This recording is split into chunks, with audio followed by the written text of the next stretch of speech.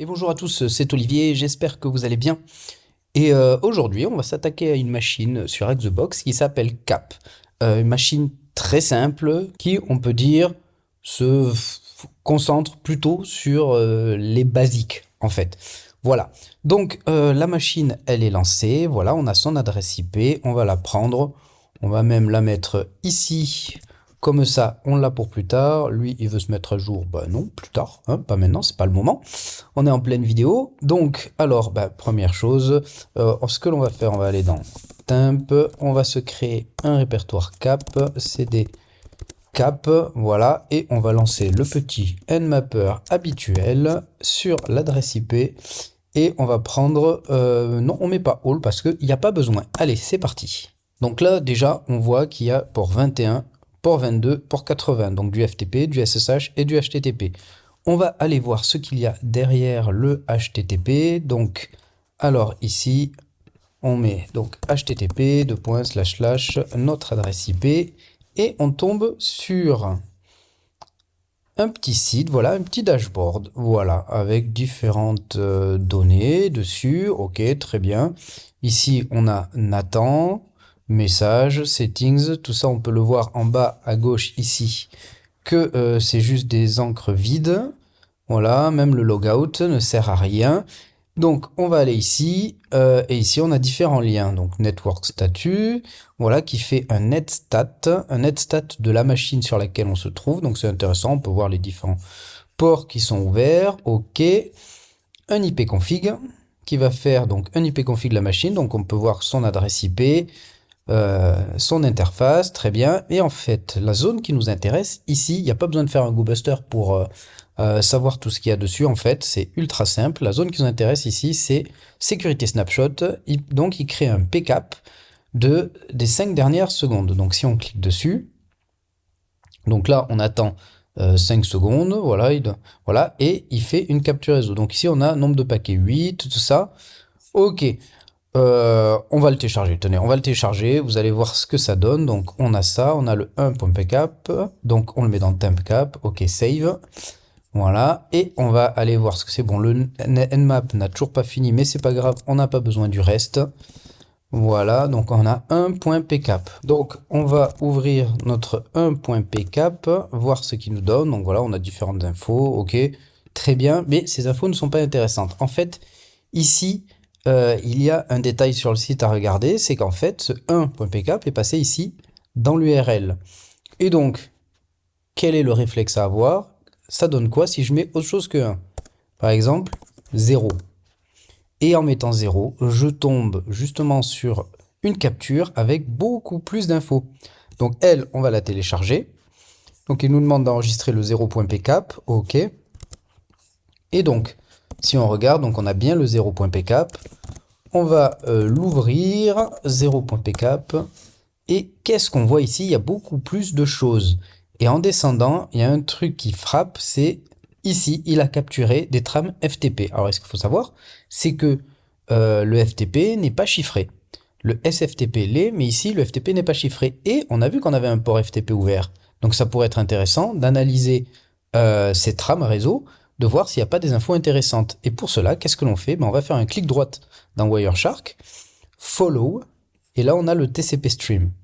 Et là, on a toutes les actions qui ont été faites sur ce FTP. Et qu'est-ce qu'on voit au début? User Nathan, passe et un mot de passe. Donc ici, on a un user et un mot de passe pour la connexion FTP. Donc, et bien évidemment, bon, on va le sauvegarder.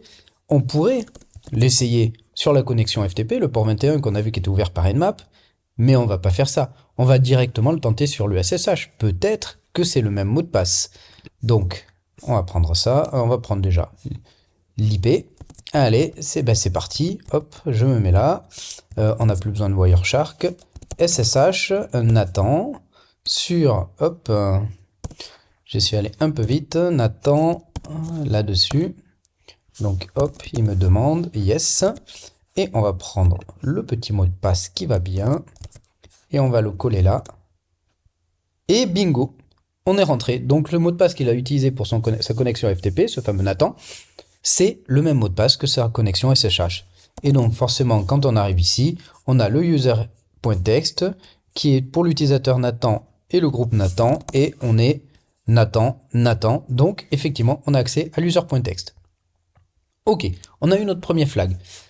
Maintenant, il nous faut le flag root. On peut se balader sur la machine, mais il n'y a rien à voir comme ça. On peut aussi faire notre fameux sudo-l, mais en mettant le mot de passe, voilà, il n'est pas sudo-er. Ok, en fait, on parlait des basiques, et oh bon, déjà, je vais vous montrer ce que moi j'avais fait. Donc déjà, j'étais allé là, j'avais pris, hop, le petit hack tool, j'avais pris pour les SUID, on sait jamais. On va voir, donc non, effectivement, c'est pas avec celui-là, c'est avec celui-là. On le lance, mais il n'y a rien à voir. Et là, en fait, il y a, toujours dans les SUID, il y a une deuxième action qui peut être faite. Et on a un indice par le nom de la machine qui s'appelle cap. Cap pour capabilities. Nous allons voir donc les capabilities que certaines applications peuvent avoir. Et il suffit ici, pareil, dans HackTool, d'aller prendre le dernier, de faire un getCap pour voir les différentes capabilities qu'il y a. Ah, c'est pas possible, c'est pas celui-là. Donc, si on regarde là-dessus, effectivement, qu'est-ce que l'on voit? On voit que le binaire Python 3.8 a le cap S7UID. Donc, en fait, ce binaire a les possibilités de changer d'utilisateur à son exécution. Très bien. Parce que c'est pas le S7UID classique. Parce que si on regarde, ici, il n'a pas le SetUID. C'est juste une capability. C'est-à-dire qu'on peut écrire un programme qui va interagir avec l'UID d'exécution. Voilà. Et donc, pour voir comment exploiter ça, il n'y a rien de plus simple. On va aller sur GTFOBin. Voilà. Et on va taper Python. Et qu'est-ce qu'on peut voir à la fin de Python? Les capabilities. Effectivement. Donc on nous explique, si le binaire a la capabilité cap7UID, ce que l'on a, alors on peut élever les privilèges avec cette commande. C'est ce qu'on va faire. Hein. On va juste prendre notre petit programme ici. Voilà. -c. Donc on a dit import os, point virgule, os.setUID, et c'est là où on le fait. On lui dit, on veut être root. Voilà, ce qui est autorisé grâce à cette capability. Si on ne l'avait pas, on ne pourrait pas le faire. Donc, on passe à 0. 0, l'UID 0 étant root. Et là, on fait os.system. Voilà, et on lui dit exécute /bin/. Alors, dans l'exemple, il fait sh, moi j'aime bien bash. Voilà. Et donc, normalement, là, si j'appuie sur entrée, je deviens root. Et voilà. Ici, on peut le voir, je suis root. Si je fais ID, alors je fais toujours partie du groupe Nathan, mais je suis root. Donc, je peux aller dans /root, voir son contenu. Et donc, maintenant que je suis root, j'ai accès au flag root. Voilà, voilà. Bon, cette petite box ultra simple, comme vous allez voir, c'est une vidéo très condensée. Ça va très vite. Les fondamentaux, le setUID, les capabilities. C'est vrai que souvent, on ne pense jamais à lancer la recherche sur les capabilities, mais ça coûte rien de l'essayer. Et effectivement, le nom de la salle donne cet indice-là. Voilà, et on obtient rapidement. Et effectivement, le foothold, voir que la capture Wireshark, la capture réseau, a le numéro dans l'URL, et donc en mettant 0, on obtient la capture complète. D'ailleurs, on peut aller voir, je crois que c'est dans sledé/var w HTML, voilà, je crois que c'est dans upload. Voilà, on voit ici que là, on a celle que j'ai faite, qui a été faite par tcpdump, la 1.pcap, mais qu'il y a justement celle-là qui a été prévue, la 0.pcap, faite par root, mais qu'on peut récupérer. Voilà, voilà. Bon, j'espère que ça vous a plu, et je vous dis à très bientôt. Tchuss!